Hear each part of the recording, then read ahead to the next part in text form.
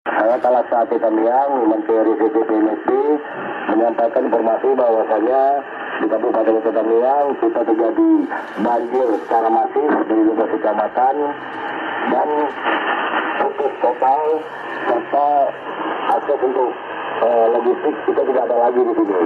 Harapannya kami meminta besok pagi bisa dikirimkan logistik melalui helikopter.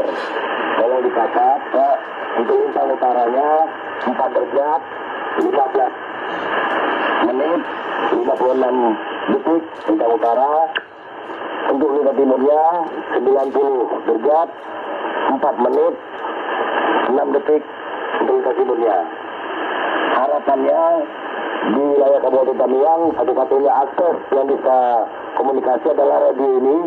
Kebetulan saudara Isan ini adalah tim dari Ferrari. Ya, yang lain untuk WA, listrik ini udah putus. Untuk masyarakat ini udah banyak penjarahan karena posisi kedalaman air ini 2 meter. 2 meter, saya ulangi 2 meter lebih. Dan airnya sangat harusnya kental. Untuk fasilitas dalam artian jembatan itu udah banyak yang putus, bahkan udah yang sangat terlanjur. Karena banyaknya kayu-kayu yang posisinya melintang ke pemukiman warga. Untuk korban jiwa yang baru terdata, yang kami evakuasi, ini ada sekitar 5 orang. Dan ada ratus yang dikebumikan. Jadi posisinya yang paling aman untuk mendarat helikopter, bagaimana tadi koordinat saya sampaikan. Yang lain akses tidak ada lagi.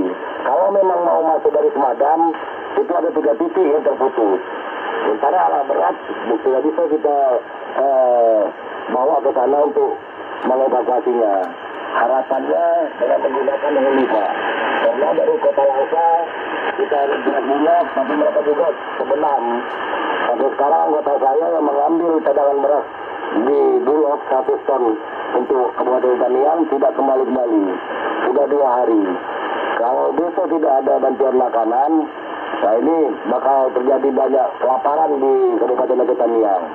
Di 12 kecamatan secara masif. Ini harapannya, Bapak.